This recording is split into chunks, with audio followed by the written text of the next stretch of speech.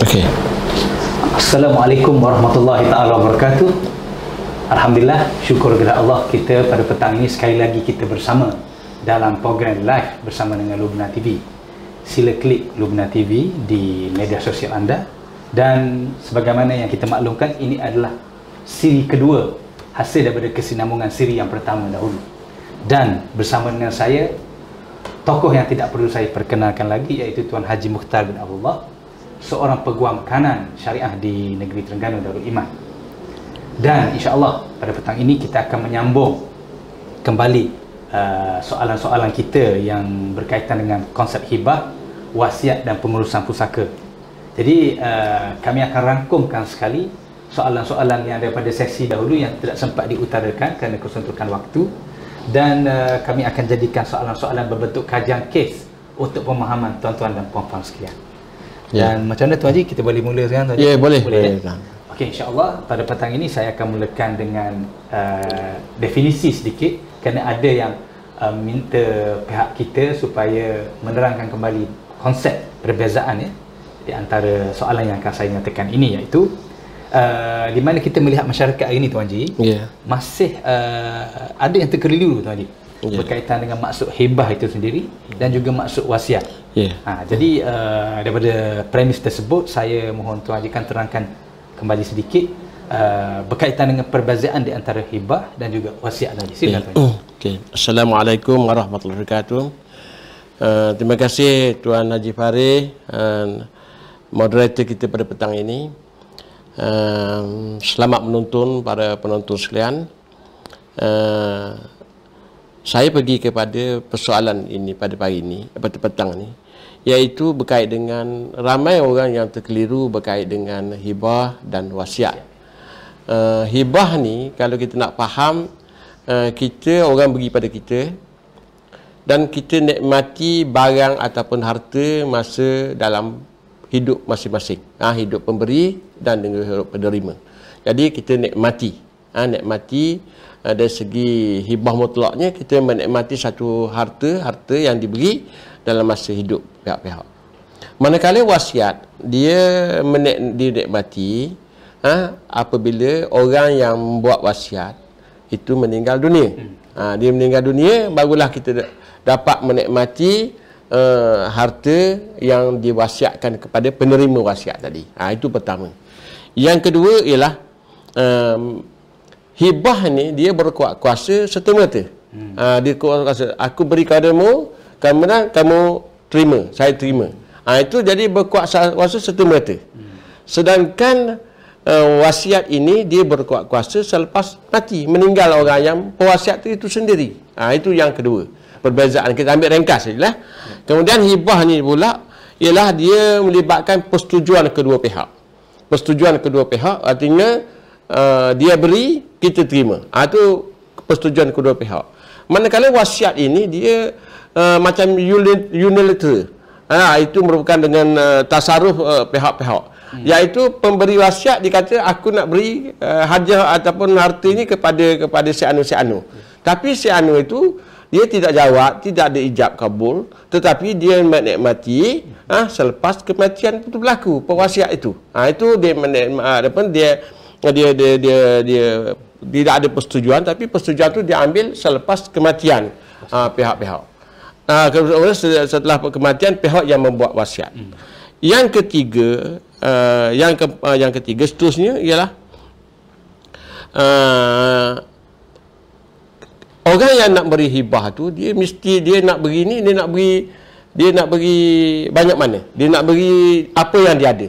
Katalah hartanah misalnya, dia nak beri, dia ada satu bahagian, dia nak beri penuh pun tak apa, dia nak beri separuh pun tak apa, dia nak beri suku pun tak apa daripada bahagian yang dimiliki. Tetapi orang yang menerima wasiat ini, dia terhad pada 1/3 saja wasiat dia, maksimum. Dan dia bukan kalangan ahli waris. Jadi dia bukan ahli waris, dia terhad 1/3 saja. Itu general rule. Jadi maknanya di sini kalau kita melihat kepada hibah ni ialah kita boleh beri kepada waris kita, pada anak kita, kepada isteri kita. Itu hibah. Bebas dalam masa lifetime kita. Tetapi dalam wasiat kita tak boleh bagi kepada waris kita. Tak, melainkan dipersetujui oleh pihak-pihak waris semua. Kalau kita nak bagi pada wasiat kepada isteri kita, tak boleh nak bagi kepada anak kita. Lazim ialah yang gender rule. Tetapi atas persetujuan itu soal yang kemudian apabila berlaku kematian. Itu maknanya itu kedudukan wasiat. Kemudian wasiat hibah ni dia tak boleh batal. Dia tak boleh batal kalau hibah ni. Hibah ni kalau saya bagi kepada seorang-seorang, kepada isteri kita, kita tak boleh nak tarik balik. Hibah tak boleh nak batal. Tak boleh nak revok. Melainkan ada condition-condition yang tertentu seperti ayah kepada anak, toki kepada cucu, itu soal yang pengecualian yang sedikit. Tetapi wasiat ni kita boleh batal. Pemberi wasiat dalam masa hidup dia nak kata nak beriakan ni. Sebelum dia meninggal, dalam tempoh dia meninggal tu, sebelum dia meninggal, dia boleh revok balik. Dia boleh revok balik wasiat itu. Itu kedudukan dalam 5-6 jenis perbezaan di antara hibah dengan wasiat. Jadi itu je yang saya boleh terang kedudukan supaya orang jangan confused. Kita kena ada demarcation line ataupun line ataupun hak-hak yang kita tahu dalam hibah dan kita tahu dalam wasiat. Betul ya, Cik Farid. Terima kasih untuk soalan yang pertama tersebut. Saya rasa tuan-tuan dan puan-puan dapat melihat secara jelas perbezaan di antara hibah dan juga wasiat tersebut. Ya, benar. Kita pergi pada situasi kes Tuan Haji, di mana kajian sebenar melalui kes lah. Okey Tuan Haji, dia berlaku situasi di mana satu dokumen deklarasi hibah telah dibuat di Pejabat Peguam pada 5 tahun lalu. Dan dalam dokumen tersebut seorang ayah telah menghibahkan satu lot tanah kosong. Berhampiran tanahnya kepada salah seorang anaknya yang bernama Mansur, bukan nama sebenar. Dan Mansur telah memberikan rumah di atas tanah hibah tersebut. Okey, dia telah membuat rumah lah, mendirikan rumah di atas tanah hibah tersebut. Tetapi Tuan Haji, hingga ke akhir hayat ayah Mansur tadi, ayah tidak buat pindah milik tanah tersebut. Itu kedudukan dia. Jadi soalan yang timbul daripada situasi ini ialah yang mana pertama, macam bagaimana Mansur mendapat balik haknya pada tanah tersebut dari segi undang-undang. Itu yang pertama. Dan yang kedua, persoalan yang timbul, adakah adik-beradik Mansur yang lain boleh mencabar dokumen hibah tersebut di mahkamah? Silakan Tuan Haji. Terima kasih. Pertama sekali ialah Mansur ni dia sebagai penerima hibah. Dia penerima hibah.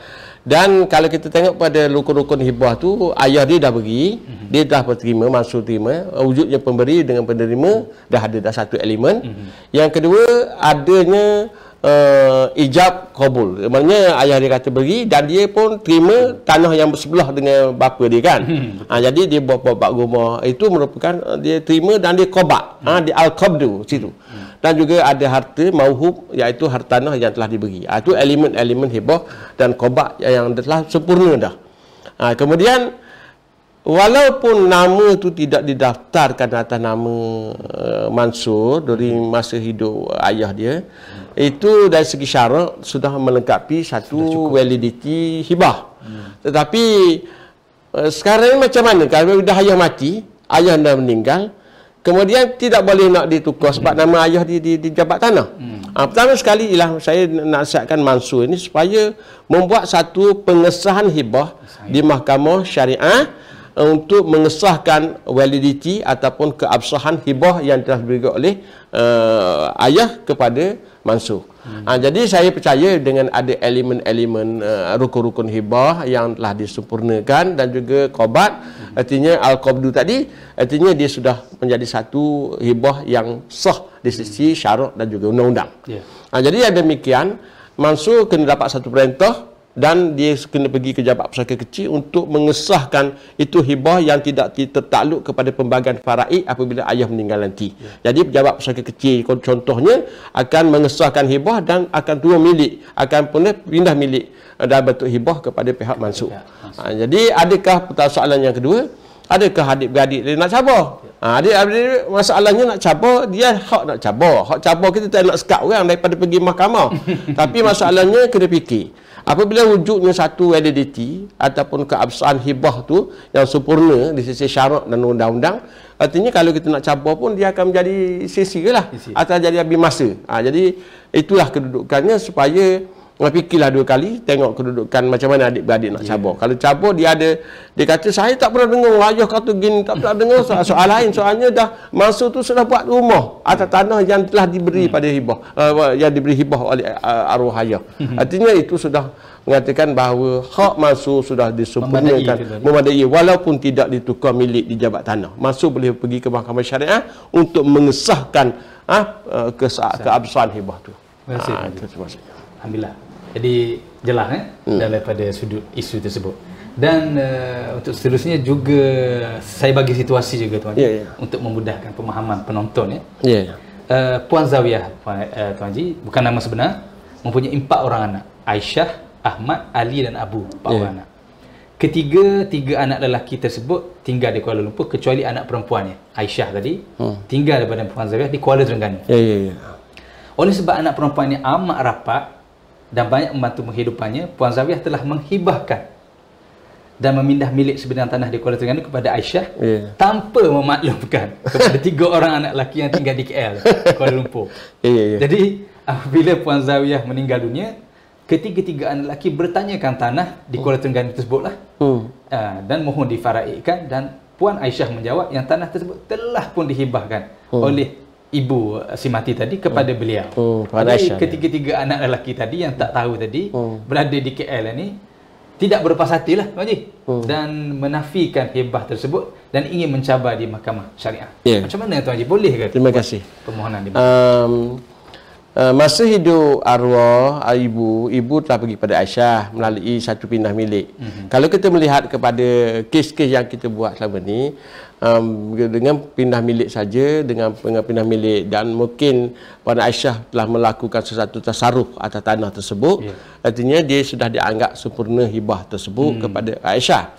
Tapi kalau 3 adik-beradik itu walaupun tidak dimaklumkan, walaupun mak pergi kepada Aisyah saja, tetapi mak tidak maklumkan kepada 3 adik-beradik lelaki yang berada di Kuala Lumpur, walaupun tak maklum bukanlah menjadi satu syarat untuk membatalkan hibah dan sebagainya. Tapi dia mestilah disahkan, ataupun dari segi kalau nak challenge lah di mahkamah. Dan saya melihat kepada kalaulah ibu tadi masa hidup dia dah pergilah kepada anak perempuan. Biasalah anak perempuan ni dia baik dengan ibu, dia jaga, sakit demam, makan minum. Jadi mestilah rasa kasih sayang tu ada, dan diajak pergi jabat tanah nak tukar dalam bentuk barang 14A. Padahal walaupun setengah-setengah mengatakan bahawa barang 14A per se bukanlah satu benda hibah yang sempurna, tetapi mungkin ibu sudah buat sesuatu, sudah menyatakan sesuatu di rumah, kata aku nak pergi rumah ni, dia kata aku terimalah tanah ni, tapi pergi ke jabat tanah untuk melakukan suatu proses perundangan saja untuk pindah milik. Jadi bagi saya melihat kepada perkara ini sudah disempurnakan di rumah, tapi nak menyempurnakan secara legal, secara undang-undang, pergi ke jabat tanah. Jadi itu menjadikan lagi kekuatan persi itu, walaupun kita kata hibah persi tidak sah dengan jabat tanah, tapi masalahnya benda tu ibu dah ada akad dah daripada di jabat tanah ni ataupun di rumah tu. Jadi untuk nak legalize the matter, jabat tanah ni ada di jabat tanah tu, dia pergi ke jabat tanah, kerana jabat tanah ataupun tempat satu-satu forum untuk memindah milik, untuk tukar nama. Jadi saya rasa kalau nak cabar pun cabarlah, tapi masalahnya benda gitu tidak dapat menjadikan satu tidak boleh nak challenge dari segi keabsahan hibah yang telah diberi oleh ibu kepada Aisyah tadi. Terima kasih. Jelas juga daripada soalan tadi. Yang seterusnya Tuan Haji, soalan saya yang keempat berkaitan dengan hibah hartanah yang bercaga, Tuan Haji. Yang masih ada lagi. Hibah hartanah yang bercaga dengan bank atau government loan. Sekarang ni orang panggil LPPSA lah. Loan government lah, loan kerajaan orang panggil. Jadi ramai yang bertanya, saya ada anak perempuan 3 orang. Jadi nak beri hibah hartanah tersebut untuk tempat tinggal yang ada loan kerajaan. Jadi maknanya hartanah tersebut masih dicagakan dengan bank ataupun dengan government punya loan lah. Jadi Tuan Haji terangkan sikit konsep tanah bercaga ni, hibah ni. Selalu kita pergi ke forum-forum mana pun ramai orang yang bertanya, orang yang jadi confused. Ada orang yang tanya kata sah, ada kata tidak sah. Jadi yang untuk mengatakan sah tak sah tu ialah mahkamah. Bukan pendapat orang. Tapi bagi saya lah, sebelum kita pergi mahkamah, kita tengok dulu macam mana. pada pandangan mazhab Syafi'i dan Hambali contohnya. Biasanya kalau hibah hartanah bercaga, kita caga ke bank, tiba-tiba kita nak beri hibah kepada anak kita 3 orang tadi ya. Dari pandangan mazhab Syafi'i memang dia kata tak sah. Kecuali ada consent, ada prior consent daripada pihak pemegang gadai. Kerana pemegang gadai ni ada kuasa. Walaupun dia ada kuasa, dia boleh lelong tanah tersebut kalau kita default bayar. Itu kedudukan macam mana Syafi'i melihat kedudukan hak orang lain mesti dapat persetujuan kerana ada kepentingan di situ. Tapi ada setengah mengatakan bahawa oleh sebab sekarang ni dia buat pinjaman dan ada MRTTA. Ada insurans yang cover kalau berlaku. Misalnya saya pergi kepada Cik Pari misalnya. Haji Pari. Tiba-tiba Haji Pari dalam beri tersebut tiba-tiba yang memberi meninggal. Contohnya kemudian ada insurans cover. Ada insurans cover. Insurans cover kadang-kadang dia cover tak habis nak 100%. Kadang-kadang dia bagi dia cover atas 80% daripada loan baki yang ada. Bila loan baki yang ada, jadi Cik Fahri dengan rasa saya dah terima dah tanah tu hibah yang ayah keberi dan sebagainya. Jadi bila kita nak baki lagi pinjaman yang ada, the different tu kita bayar, kita ambil usaha bayar. Dan ada mengatakan bahawa apabila tindakan yang Cik Fahri buat, bayar baki-baki di bank dan sebagainya, seolah-olah dia lihat kepada itu hak Cik Fahri yang sempurna. Jadi ada pandangan-pandangan Mahkamah Rayuan melihat kepada apabila berlakunya tindakan-tindakan yang begitu, artinya walaupun benda itu tidak dapat konsen terlebih dahulu daripada pemegang gadai, tindakan yang dibuat oleh Cik Fahri untuk membayar baki-baki dengan bank selepas MRTA tak habis bayar, tak habis kemudian kita bayar. Itu juga dianggap satu tindakan untuk mengatakan itu hak hibah yang Cik Fahri. Ada juga kata kadang-kadang kita tak dapat persetujuan, kita tak pernah dapat konsen daripada pihak pemegang bank. Ada mengatakan bahawa adanya agreement hibah, agreement gadaian di antara pihak bank dengan pihak pemegang gadai dengan pihak penerima gadai. Kadang-kadang itu membentukkan implied consent yang kadang-kadang diinterpretkan oleh mahkamah untuk melihat bahawa itu juga implied consent, seolah-olah macam ada consent dipersetujui dalam hibah, dan hibah itu dikira valid. Jadi kedudukan lah. Jadi masalahnya kita tidak ada satu enactment, satu akta yang jelas yang mengatakan bahawa boleh atau tidak. Jadi sekarang ni kalau kita melihat mahkamah melihatkan kepada interpretasi dari pandangan-pandangan mazhab dan juga pada pandangan mahkamah-mahkamah yang memutuskan kes ini, kerana dia lebih arif pada kita. Itu saya tengok di situ. Buatlah macam mana pun ada keadaan-keadaan tertentu berdasarkan daripada perjanjian, tindakan-tindakan pihak-pihak dalam melaksanakan hibah dalam keadaan tersebut. Okey. Alhamdulillah Haji, jelas dia punya jawapan tu. Kalau kita ambil sedikit soalan penonton, boleh. Kalau kita tengok daripada kita punya ni, ada sedikit soalan daripada penonton berkaitan dengan hibah ni sebut. Jadi soalan penonton berbunyi, boleh terangkan mengenai hibah rukbah dan keabsahannya di Malaysia. Jadi minta ramah silakan. Jadi dia ada konsep ni, banyak orang tanyalah berkait dengan hibah umrah dengan hibah rukbah. Biasanya dia berkait. Dia berkait dengan hibah ni, hibah amanah setengah tu. Jadi hibah umrah ni dia bergantung pada umur. Saya bagi satu barang dan kalau aku mati, barang tersebut, harta tersebut naklah kembali pada keluarga aku. Itu dia berkait umrah. Rukbah ni dia bergantung siapa yang mati dulu. Saya beri kepada Cik Fahri, Haji Fahri, kemudian tengok kalau siapa mati dulu, dia kena balik kepada saya. Maksudnya kalau saya mati dulu, dia kembali kepada keluarga saya. Kalau saya mati dulu, dia kembali kepada Cik Fahri. Jadi pada pandangan-pandangan hakim yang kita tengok ada sekalian ataupun mahkamah, kita kena tengok mahkamah yang senang. Kalau kita tengok pandangan yang banyak, jangan banyak. Kita lebih-lebih kita pergi kepada kes-kes yang diputuskan. Jadi hibah rukbah ni ataupun hibah umrah ni, dia sah dari segi hibah, tetapi syarat dia tu tidak sah. Tu syarat-syarat kalau we balik kemudian kalau mati we balik ke aku, tak ada dia. Dia rukbah dengan umrah ni memang dia pergi dah. Kalau beri lah gitu. Ada ibah rukbah ni.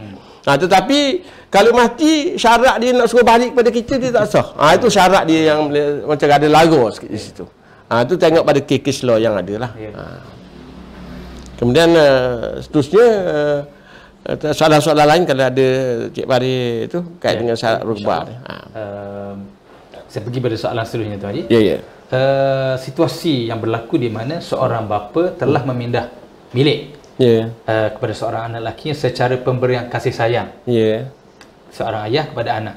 For the natural love and affection lah. Dalam bahasa orang putih bahasa Inggeris Tetapi bapa telah berpesan pada anaknya yang tanah tersebut kena dibahagikan pada adik perempuannya seramai 3 orang apabila dia dah meningkat berdewasa. Pada waktu tu adik-beradik dia yang lain masih belum meningkat dewasa lah. Bawah umur lah. Jadi adik-beradik perempuan tadi telah masing-masing bercucuk tanam dan ada yang telah buat rumah selepas dia orang kahwin lah berlaku pada tanah tersebut. Oleh kerana kesempatan hidup, anak lelaki tadi nak jual tanah tadi, hendak menjual tanah tersebut yang didaftar di atas namanya Tuan Haji. Jadi boleh Tuan Haji bagi nasihat atau pandangan apa yang berlaku di atas hibah tersebut. Tadi ayah sudah bagi satu pada anak lelaki. Kalau kita lihat kepada tukar milik, memang dia ada hak dari segi itulah, hak atas tanah tu dia buat nama atas tangan dia dah ayah. Tapi ayah ada berpesan kepada pihak anak lelaki tadi, dah lepas pada anak-anak adik-adik umur 18 tahun ke atas, serahlah balik kepada anak-anak tu sebab. Tapi sebab kita tengok dari segi sini, dia kena pegang satu bentuk amanah. Hibah amanah dari sini. Amanah walaupun serah pindah milik, jadi hak awak nak jual ke, nak gadai ke, tak ada masalah tak. Tapi dari segi ada terikat dengan satu amanah. Amanah ni satu benda yang dia kena buat berdasarkan daripada condition ataupun syarat yang dia terima daripada ayah dia tadi. Jadi syarat-syarat dia kena itulah, dia kena fulfill lah, dia kena sempurnakan lah kedudukan kepada adik-adiknya. Tak. Tapi oleh sebab nama dia ada kesempitan duit nak hidup, ada zaman Covid ni nak jual. Nak jual apa dia amanah. Jadi pertama sekali saya nasihatkan kepada adik-adik ni supaya adik ni pergi kewek dulu tanah tu. Bila dengar kedudukan tu, pergi kewek tahan tanah tu di jabat tanah supaya transaksi-transaksi terhalang. Ataupun dia pergi ke mahkamah syariah untuk buat satu injunksi, satu injunction untuk menahankan tanah tu daripada diurus niaga atau dimuamalat oleh pihak si abang tadi. Perintah tegahan. Jadi dengan cara yang begitu terhalang. Sementara terhalang, dia kata dia sekat dah. Dia nak buat ambil. Sakok dah situ. Jadi lepas tu barulah dia buat satu tuntutan untuk menyaman pada abang tadi untuk memindah bilik tanah yang ada atas nama abang tadi supaya disempurnakan pindah milik atas dasar amanah yang telah ayah sebut dulu. Itu kedudukan anak-anak. Bahawa kita tengok ada satu kes. Dia baru ni dia ada nak jual. Dia jabat di mahkamah. Kakak tu dah nak jual tanah tu kepada pihak yang ketiga. Sedangkan kakak tu sudah apa nama? Sudah diamanahkan oleh arwah ayah dia tu supaya tanah-tanah dipindah milik kepada adik-adik. Tapi dia tidak pindah. Akhirnya walaupun nama dalam tanah tu nama abang, dia masih lagi ada amanah yang perlu dilaksanakan oleh pihak tu nak selesai, dia kena serah. Jadi baru ni adik-adik saman ke kakak tu siapa untuk meminta pihak satu perintah supaya tegahan jangan dijual kepada pihak yang ketiga, dan di samping itu tanah tersebut hendaklah dibagikan kepada adik-adik yang telah diamanahkan oleh ayah kepada anak lelaki tersebut. Itu boleh dia buat. Alhamdulillah Tuan Haji. Jelas jawapan tersebut untuk mereka yang mungkin kesempitan pada musim pandemik jadi nak jual properti yang tak sepatutnya dengan cara sedemikian. Okey. Dan soalan seterusnya Tuan Haji, ada orang mengatakan bahawa tanah hibah ini boleh diambil dan dimiliki selepas kematian pemberi hibah. Bagi Tuan Haji bagi pencerahan sikit Tuan Haji, macam mana konsep yang berlaku? Kalau kita melihat kepada pandangan mazhab Syafi'i, dia kena ambil selalu dalam masa hidup tu. Tapi ada setengah-setengah pemegang amanah, institusi amanah, kadang-kadang dia buat satu hibah amanah. Hibah amanah. Jadi dia pemberi dengan penerima, dia pergi kepada jabat amanah, pemegang amanah, contohnya amanah raya dan sebagainya lah, untuk dia buat satu trust deed, ataupun ikatan amanah. Jadi buat satu, jadi situ apa-apa perjanjian yang dibuat oleh pihak penerima, pihak pemberi, kemudian dia ada satu lagi diikat dengan pemegang amanah, merupakan pihak yang ketiga ada dalam pemegang amanah trust deed tadi. Jadi dengan adanya ijab kabul, tapi dia orang sanggup nak serah kepada pihak pemegang amanah untuk melaksanakan selepas si anu mati. Jadi maknanya dia boleh ambil berdasarkan daripada persetujuan trust deed yang ada pada hari ini. Kerana kita di Malaysia ni, kita ada digabungkan di Malaysia ni ada tanah macam trust deed ni di bawah satu undang-undang trustee. Jadi undang-undang trustee ni dia pegang dan dia boleh deed untuk pemegang amanah memegang bagi pihak yang dia janjikan untuk melaksanakan apa-apa yang dibuat selepas apa mati. Itu boleh dibuat. Walaupun tanah tu dia diberi, tapi dia enjoy nikmati selepas kematian. Ini berdasarkan pada trust deed yang dipersetujui oleh pihak-pihak. Saya rasa itu boleh buat dia antara pihak-pihak apabila dia berhubung dengan pihak pemegang-pemegang ataupun institusi amanah yang ada di Malaysia ini. Okey. Jadi saya pergi pada soalan terakhir dalam konteks hibah ni sebelum kita pergi ke bahagian wasiat, Tuan Haji.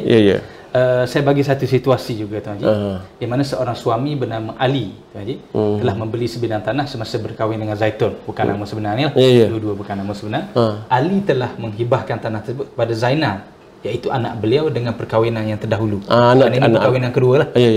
Bolehkah Zaitun menuntut haknya ke atas tanah yang dihibah oleh Ali kepada Zainal?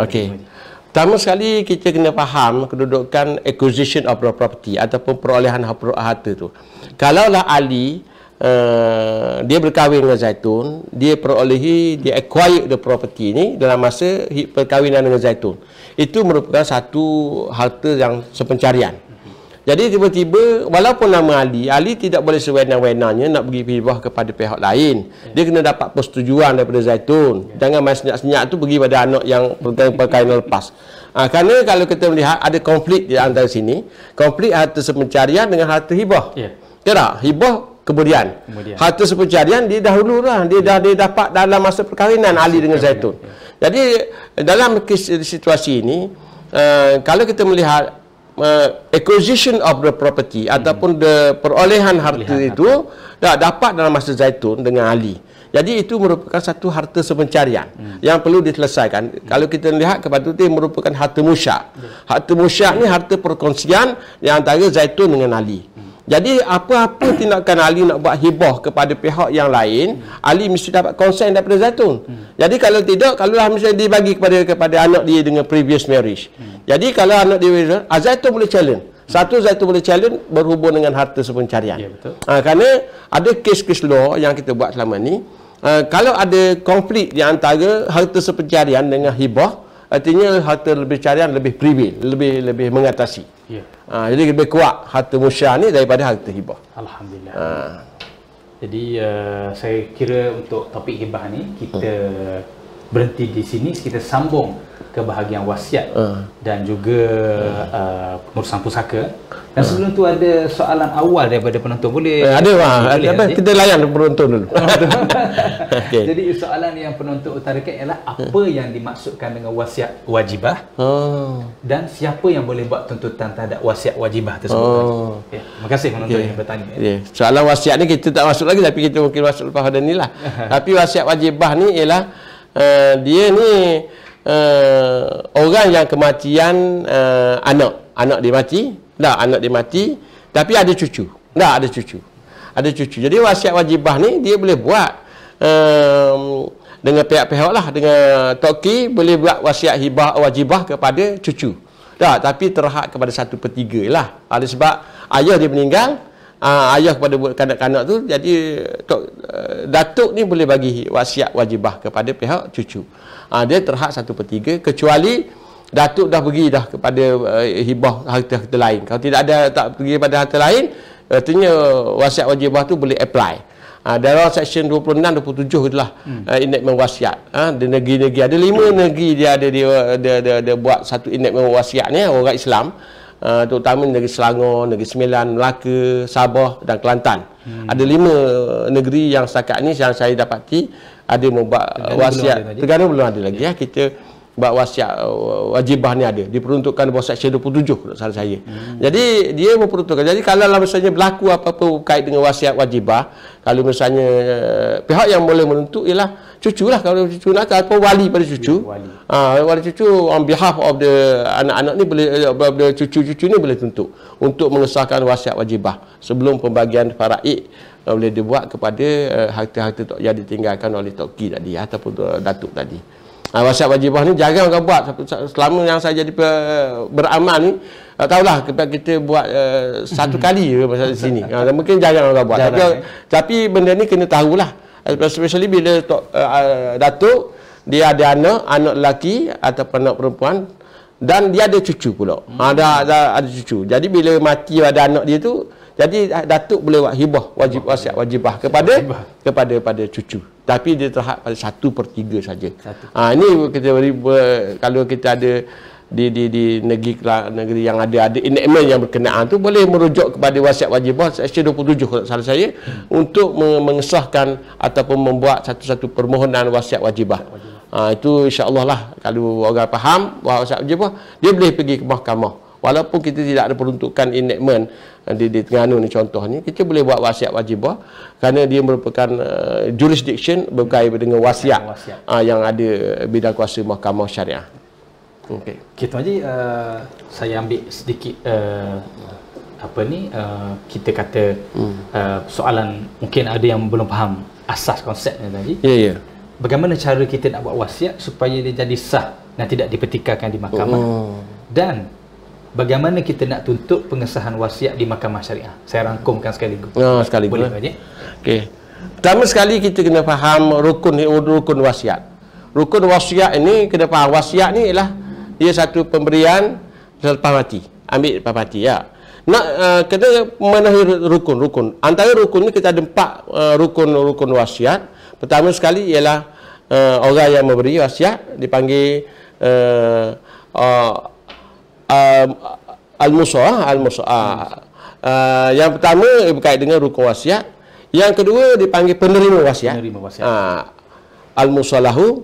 Kemudian harta yang diwasiat, al-musabihi. Kemudian ada sirah. Ada 4 yang kita kena faham berhubungan dengan nak walikan wasiat ini. Yang pertama al-musi, pemberi. Jadi pemberi ni dia mesti memiliki satu harta yang dia nak beri hibah, yang nak beri wasiat. Tapi benda tu berlaku mesti lepas kematian.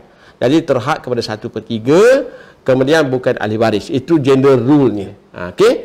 Jadi orang yang menerima wasiat ini, dia kena ambil wasiat ni selepas nak kira 1/3 ni cara mana?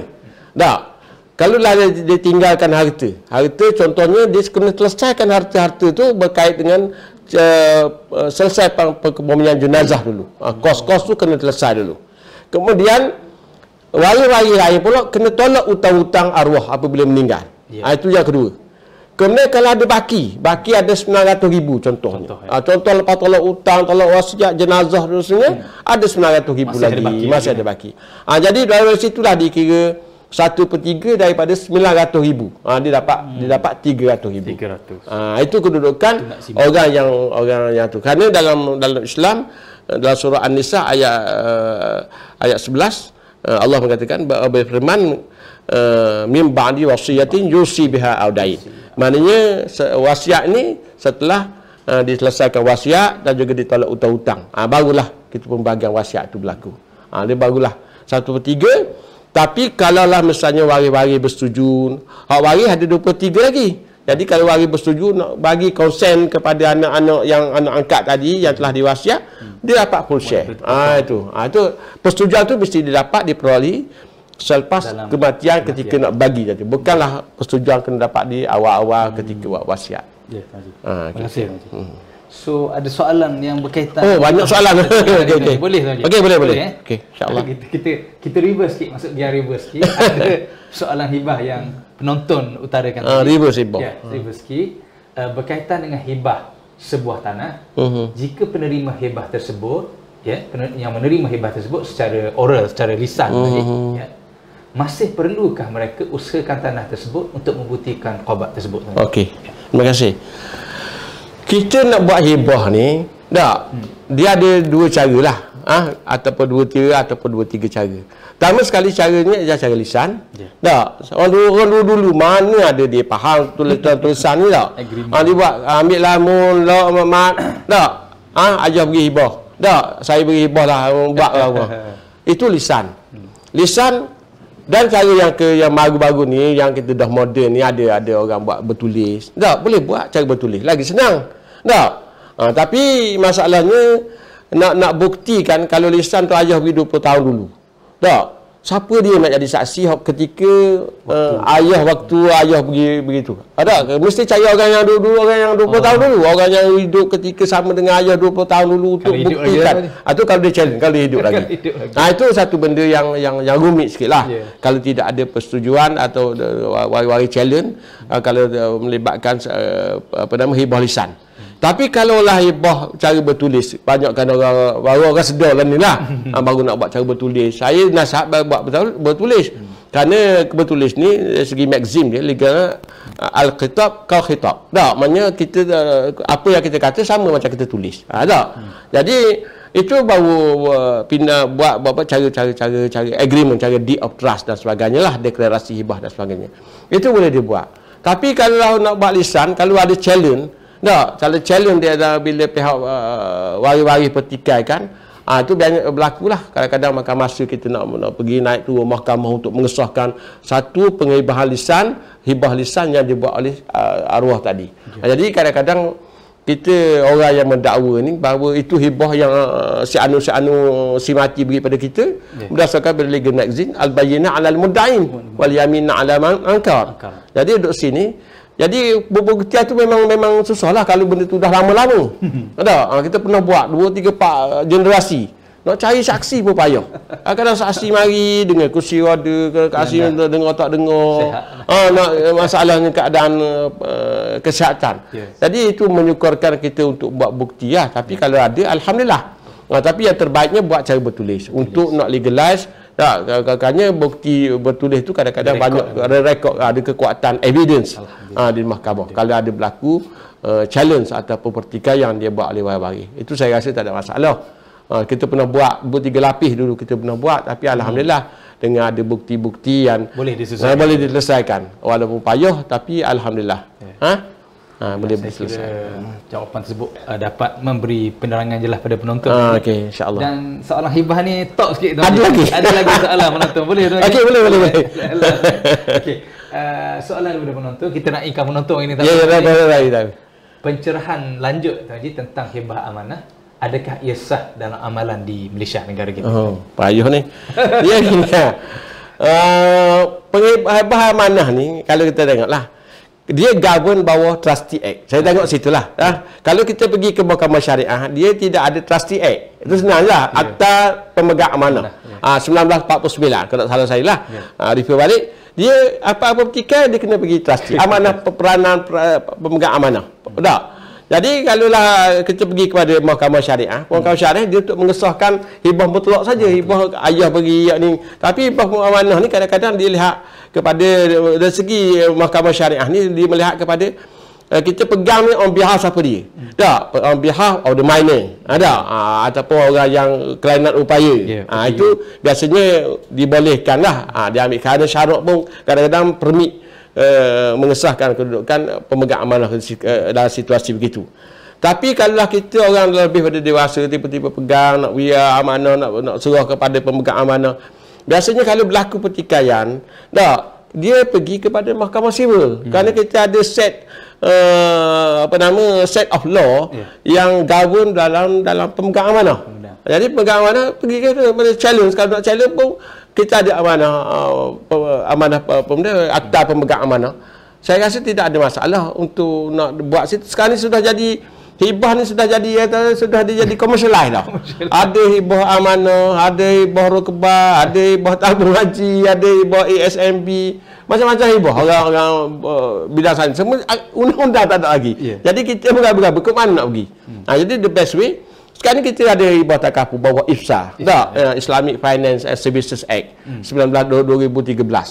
Dah bawah section 142 rules jadual 10. Jadi hibah takaful ni boleh dibuat juga. Bukan hibah mana? Hibah mana di bawah Trustee Act. Hibah takaful ni di bawah IFSA. Bawah Islamic Finance Services Act. Perkhidmatan Kewangan Islam. Kewangan Islam dia. Jadi kalau ada challenge berlaku, senang je pergi ke Mahkamah Sivil kerana dia telah dilegalize di sana. Itu bagi saya soal lain dari segi syarak, tapi masalahnya sudah dilegalize. Mungkin pandangan-pandangan fuqaha ataupun cerdik pandai, ilmuwan Islam dia ambil kira sebelum dia buat satu akta IFSA tadi. Jadi saya rasa benda tu dah jadi legalize dah. Especially dalam takaful IFSA 2013. Nanti boleh tak ada masalah lah. Alhamdulillah. Saya kira sudah menjawab kaitan dengan tu. Berkaitan dengan soalan penonton juga Tuan Haji, boleh? Ada lagi. Soalan ini berkaitan wasiat wajibah tadi, lanjutan Tuan Haji. Boleh Tuan Haji? Boleh.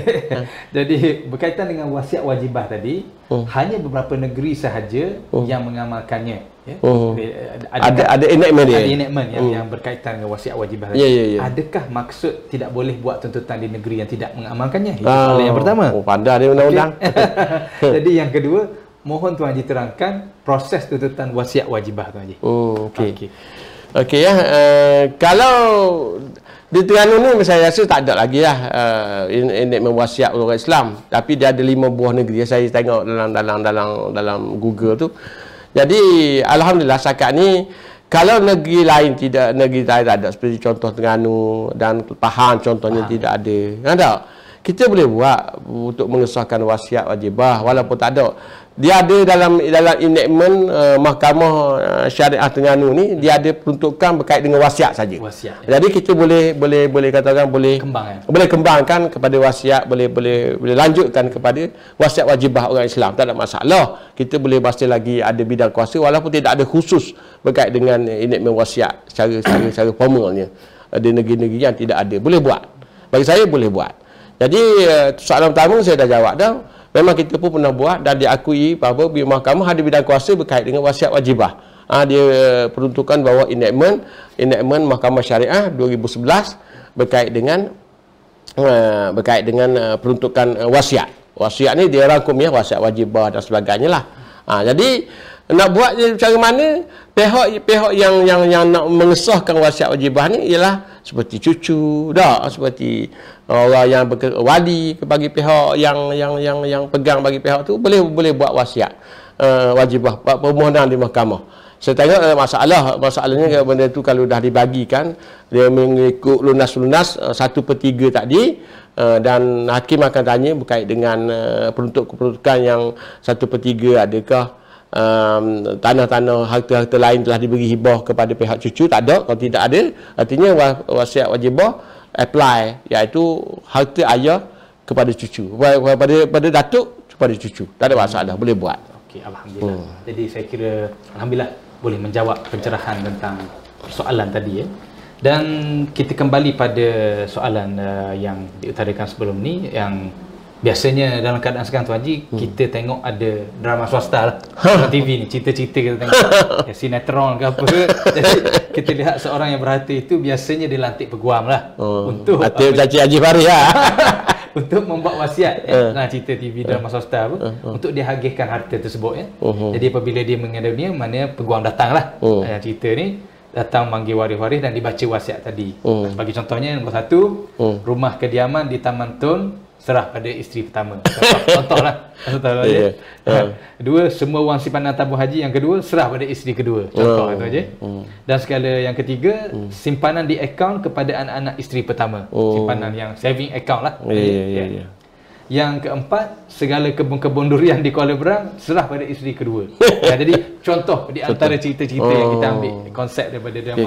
Jadi apa pandangan Tuan Haji tentang wasiat-wasiat yang seperti ini Tuan Haji? Adakah ianya efektif dari sudut undang-undang. Saya nasihat sekali lah, betul-betul sekali pelakon ataupun pengaruh lah. Pengarah drama filem ni dia kena belajar sikit lah berkaitan dengan wasiat ni. Sebab tengok masalahnya kita melihat kepada wasiat orang Islam. Kadang-kadang watak-watak tu orang Islam. Jadi kita kena apply lah watak orang Islam. Watak orang Islam ni dari segi wasiat dia kena faham. Dia bukan wasiat non-Muslim. Wasiat non-Muslim kalau kita seorang tu bagi non-Muslim, ayah tu dia bagi kepada anak dia, dia dapat penuh. Dia berbeza. Jadi kita terpengaruh dengan wasiat non-Muslim atau wasiat orang putih lah. Tapi kalau boleh kita orang Islam ni kita kena kembali kepada wasiat kita. Wasiat ni kita tak boleh bagi kepada waris. La wasiatu li waris. Itu sabda Nabi lah. Tidak boleh wasiat kepada ahli waris. Tak kecuali ahli waris tu bersetuju nak serah kepada pihak yang menerima wasiat tadi. Tak ada masalah. Waris setujulah nak bagi kebun riang semua kepada pihak-pihak tu. Nak bagi ke rumah di Taman Tun, nak bagi pada isteri pertama. Kalau bagi bersetuju tak ada masalah. Tapi bila dalam konflik gini dia ada dua isteri ni, saya tengok payah sikit lah, kadang-kadang ada semua, kadang-kadang payah. Kadang alhamdulillah kalau Tuhan bagi senang alhamdulillah tenang kira tau. Tapi lah ada kes ni, saya tadi ada satu kes di mahkamah tadi. Kita melihat kepada ada konflik di antara first wife dengan second wife, dengan anak-anak from. Jadi itu timbul konflik. Jadi biasa yang lazimnya kalau faham, alhamdulillah tau. Yang kasihannya ialah orang-orang mati tu, orang si anu arwah si mati tadi. Jadi kalau boleh, eloklah daripada kita menamakan waris-waris ni daripada menerima wasiat. Sebab kita takut kontes. Kalau tak kontes, alhamdulillah. Dokumen ni yang dibuat oleh peguam cantik. Maknanya boleh dilaksanakan apabila peguam panggil semua waris-waris, dia kata setuju. Taman Tun bagi pada first wife. Second wife ni dapatkan duit tabung haji semua. Balance semua. Rumah Tun 2 juta, dengan tabung haji 2 juta juga. Tak apalah sama. Alhamdulillah lah. Tapi kalau lah misalnya ada kontes, benda tu tak sah. Kena tak sah lah. Maknanya ada orang tak setuju. Bila tidak ada persetujuan, la wasiatul waris, artinya kena bagi cara faraid lah. Ataupun pihak-pihak tutup dulu harta sepencarian sebelum pembagian, cara faraid dia buat. Pencarian kalau adanya apa-apalah hibah dan sebagainya, tuntut dulu. Itu kedudukan yang perlu nasihat. Tapi kita jangan terbawa-bawa lah dengan cara sikap drama tu. Kadang-kadang dia lebih melihat kepada will dalam bentuk orang putih cerita-cerita gitu. Jadi kita kena melihat, kita orang Islam ni kita kena ambil iktibar lah supaya nak buat wasiat dia 1/3 bukan ahli waris. Tapi kalaulah misalnya bila kematian pembahagian tu nak dibuat, tiba-tiba waris bersetuju bagaimana kehendak wasiat si mati tadi, alhamdulillah selesai. Itu kedudukan jawapan saya lah, bagi saya yang sakat yang saya nampaklah di sini. Membantu masyarakat. Okay, alhamdulillah tadi. Jadi saya rasa ini persepsi yang perlu diperbetulkan oleh industri perfilman kita, Tuan Haji, insya-Allah. So kita pergi pada segmen iaitu pengurusan pusaka yang kita ada baki masa sedikit lagi pada hari ini. Jadi pengurusan pusaka ni penting dalam pengurusan kematian seseorang orang Islam. Jadi saya akan rangkumkan soalan ni dalam bentuk begini, di mana bila berlaku kematian orang Islam, yang satunya pertama, ke manakah institusi yang boleh dirujuk dalam pembayaran pusaka, itu soalan pertama. Dan yang kedua, Tuan Haji, dalam CJ Faraid, Rahmat bukan nama sebenarnya, telah diperakukan sebagai salah seorang waris kepada arwah si mati Abu bin Atan, bukan nama sebenar, yang dinyatakan akan bahagian tersebut ialah di mana si mati saat ini Abu bin Atan telah meninggalkan sekeping tanah, dan di mana terdapat bukan waris yang mendiami di atas tanah tersebut. Jadi persoalan yang timbul di sini, Tuan Haji, di mana bolehkah Rahmat tadi mengusir keluar penghuni-penghuni yang bukan waris daripada mendiami tanah pusaka tersebut? Jadi pencerahan, Tuan Haji. Okey, soalan pertama berkaitan dengan institusi yang dirujuk. Institusi. Pertama sekali kita kena faham ke manakah berlaku kematian tu, ke manakah kita nak rujuk. Jangan rujuk pada jabat kesihatan ni, masa-masa Covid ni nak masuk kesihatan ni mahu orang lah. Kita kena faham ada 3 institusi lah yang utamanya lah kita tengok. Pertama sekali ialah kita rujuk kepada pusaka kecil. Kalau nilai harta arwah peninggalan dia melibatkan kurang daripada 2 juta, di bawah section 3 lah, 32, Akta Pembahagian Pusaka Kecil. Akta Pusaka Kecil Pembahagian 1925, Akta 98. Mengatakan bahawa dia ada bidang kuasa untuk membicarakan, memutuskan KK yang bawah pada 2 juta. Jumlah nilai harta tanah 2 juta. Itu bidang kuasa Mahkamah Jabat Pusaka Kecil. Kalaulah nilai harta tersebut lebih daripada 2 juta, kita nilai, panggil orang penilaian. Nilai harta arwah ni ada tak banyak, dalam 3 part je. Tapi harta tanah tu ada juta. Kira-kira 6 juta. Lebih pada 2 juta, kena buat di mahkamah, kena bicara di mahkamah tinggi civil. Itu bidang kuasa yang diberi, buat akta probit dan sebagainya lah. Jadi, kalau lah misalnya bawah pada 600,000 melibatkan harta tak alih, biasanya kita boleh rujuk kepada Amanah Raya. Amanah Raya ni di satu ada akta perbadanan Amanah Raya. Jadi boleh rujuk bidang kuasa dia. Dia ada kuasa-kuasa untuk keluarkan CJ segera LA letter of administration untuk kita agihkan harta cair lah, mudah cair untuk ada duit dan sebagainya. Jadi kalaulah kita melihat kepada soalan kedua macam mana ni? Dalam CJ Farai tadi tuan. CJ Farai, okey. Apabila berlaku kematian, biasanya kita perlukan juga CJ Farai. Kita pergi ke mahkamah. Biasanya keluar CJ Farai ini ialah mahkamah sivil, mahkamah syariah. Mahkamah syariah akan keluar CJ Farai. Dia namakan misalnya Haji Farid Halin 1/26 misalnya, ataupun 3/205 misalnya, contohnya. Jadi tiba-tiba kita ada hak, kita ada dalam CJ Farai. Sebenarnya CJ Farai itu kita kena faham, kedudukan CJ Farai itu ialah untuk menentukan siapa waris dan bahagian dia. Itu setakat tu je saja yang kita boleh faham. Tapi kita nak ginyah orang yang ada dalam tanah arwah tu tak boleh lagi. Bukan hak kita dari segi liga.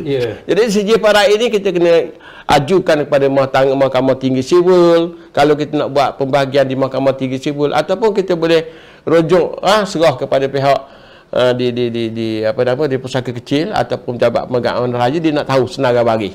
Jadi bila dia dah turun milik pada kita, barulah kita dijadikan orang yang dilegalize, orang yang ada hak dari segi undang-undang atas tanah tersebut, bila nama kita didaftarkan dalam hartanah tersebut.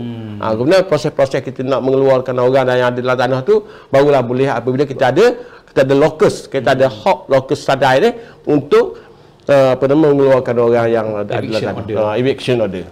Itu kedudukan yang kita kena faham. Ada orang mari kat saya baru ni, dia ada CJ Farai dia tunjuk. Dia kata saya nak keluarkan orang ni daripada tanah arwah ni sebab saya ada hak pusaka dah. Cakap CJ Farai saja tidak cukup. You are not the legal owner of the state land until sehingga kita bicara di mahkamah ataupun di pejabat pusaka, baru turun milik hak kita, nama kita ada dalam gerang, barulah kita ada legal rights on that state property. Okey, Najib, saya pergi pada masa tak akhir, kita ada pada 10-15 minit lagi.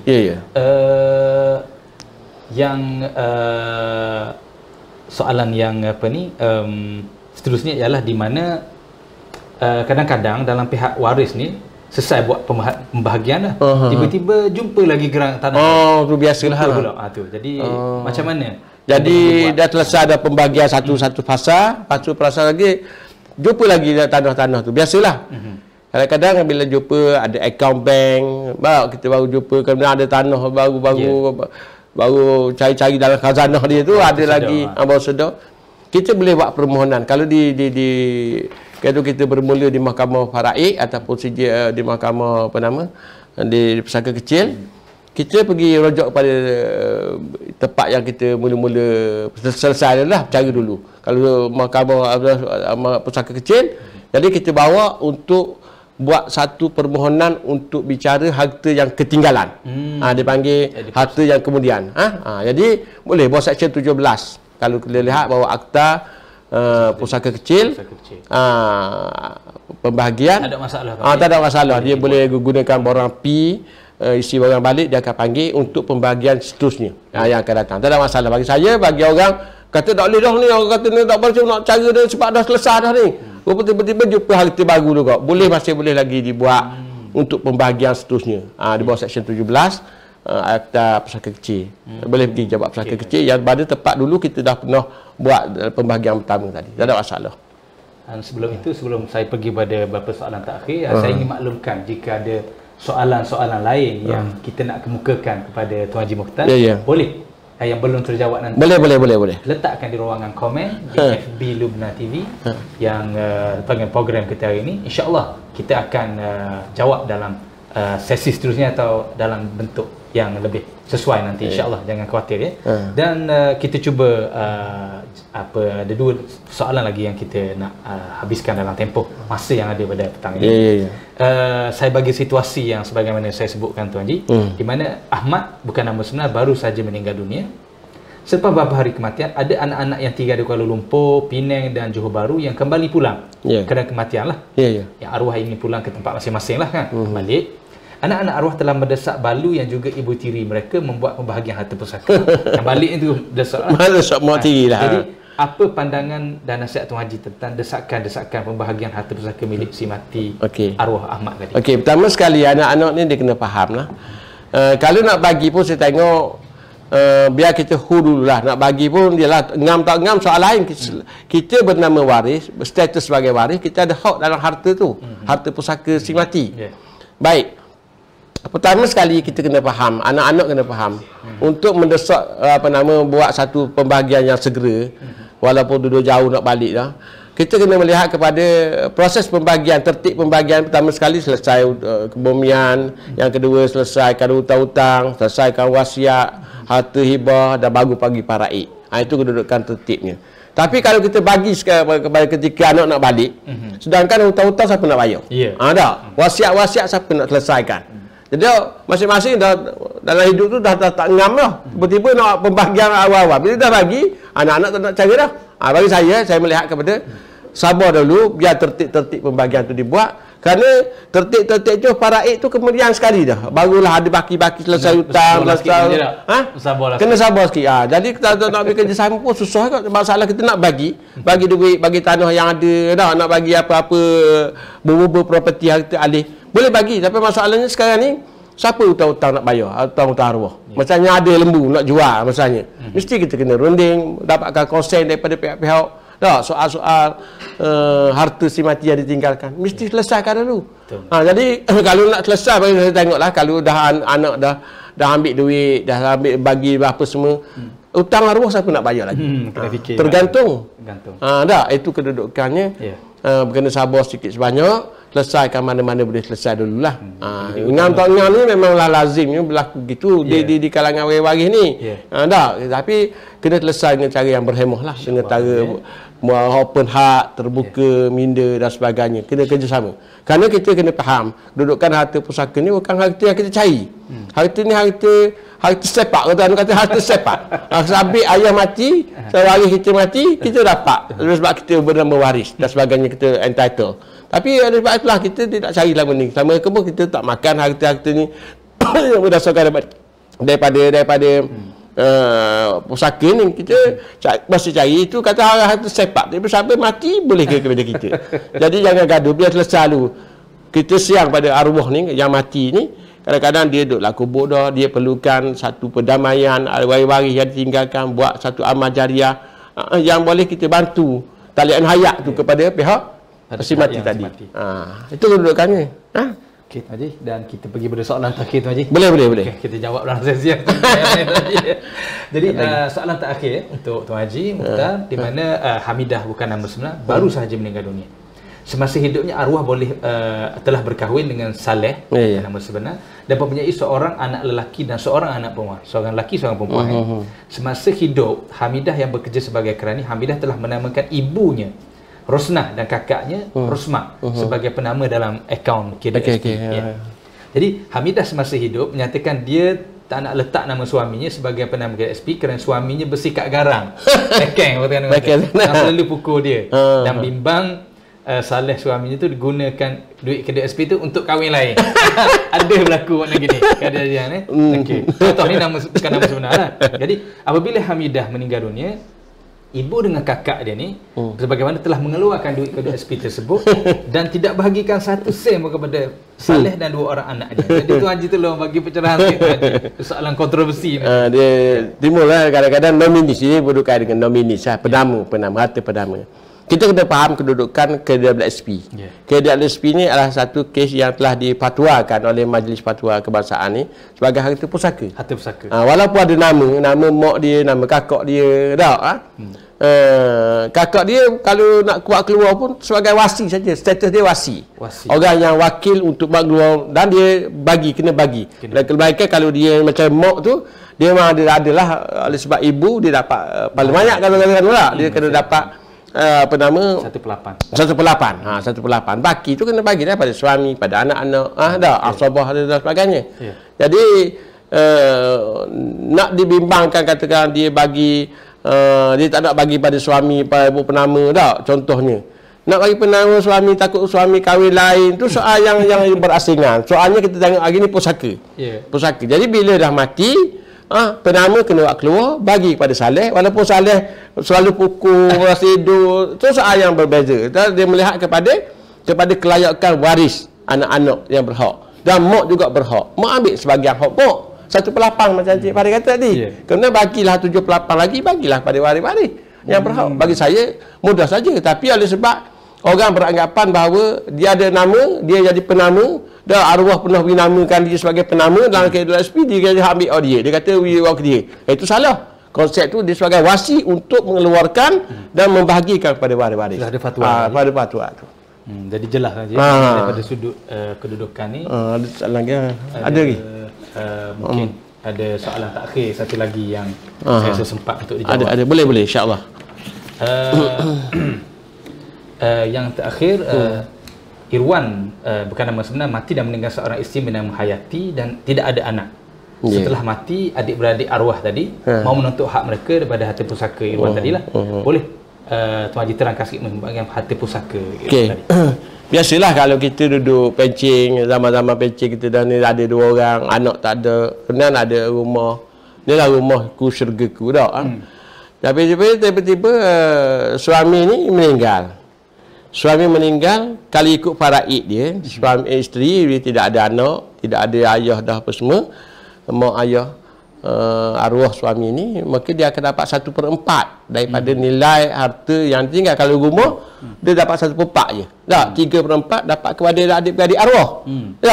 Jadi adik-beradik arwah tu yang akan marilah nak kalau mari tidak bertimbang rasa, dia naklah hak dia sebab dia sebagai waris. Tak, suami tak ada anak. Jadi saya lebih nasihatlah kepada pasangan-pasangan, especially tak ada anak. Pasangan-pasangan yang dua, dia umur usia kita warga emas ni. Pertama sekali buatlah hibah yang terbaiknya. Buat hibah tu masih hidup lah. Kalau tidak dapat 1/4 dengan 3/4 lah. Jadi nyanyilah dari segi pembahagian dia kena serah kepada pihak-pihak yang adik-beradik. Jadi kalau dia nak, dia kena bayar. Contohnya kalau ada penyelesaian ataupun adik-beradik halal. Allah kata tak apalah, awak duduk sini dah, saya reda lah bahagian saya 3/4 ni. Kalau adik-beradik faham. Kalau adik faham. Tapi kalau adik tak faham, dia anak dia lah. Jadi saya nasihatlah pada isteri tadi, pertama sekali sebelum nak bagi faraid, contohnya 1/4, 3/4, buat tututan harta sepencarian dulu. Buat harta sepencarian dulu. Kerana harta tu diperolehi dalam masa hidup suami isteri. Jadi buat tutup satu. Kalau dia dapat separuh atas dasar pengorbanan dia, jadi separuh lagi hak arwah. Jadi hak arwah tu dia dapat 1/4 daripada separuh tadi, dan 3/4 daripada separuh hak adik-beradik. Jadi ringanlah sikit kecil dia dapat bayar rang kepada pihak-pihak yang tu dari segi nilai keseluruhan. Jadi saya nasihat tu ada alternatif yang boleh kita nasihatkan, pencerahan kepada masyarakat ini supaya yang terbaiknya buat hibah. Kalau hibah dia tidak buat hibah kepada isteri. Kalau harta tu dah bagi pada hak hibah, hak pemberian kepada isteri. Kalau mati pun dia tidak subjek kepada pembagian faraid. Jadi dapat hak pada isteri tu. Itu kedudukannya alternatif. Tapi kalau lah misalnya tiada buat hibah, dia pun tak faham, tak dengar TV Babina apa semua ni, Lubna ni. Lubna TV dia tak jadi tak faham. Jadi dia pun 1/4 lah dia dapat. Jadi oleh sebab dia dapat 1/4, nak dapatkan lebihan dari sebiar harta tu, nilai dia dapat harta pencarian. Harta sepencarian ni bagus. Sebelum pembahagian di faraid dibuat, tutup 2 harta sepencarian. Kalau dia dapat separuh hak dia dah, hak yang isteri. Dia separuh lagi yang suami. Suami dapat separuh. Jadi dia dapat dalam faraid 1/4 daripada separuh yang suami. Jadi untunglah sikit dari segi dia ringan dari segi untuk bebanan dia nak bayar, in case kalau dia kena bayar nilai 3/4 daripada separuh tu ringanlah sikit.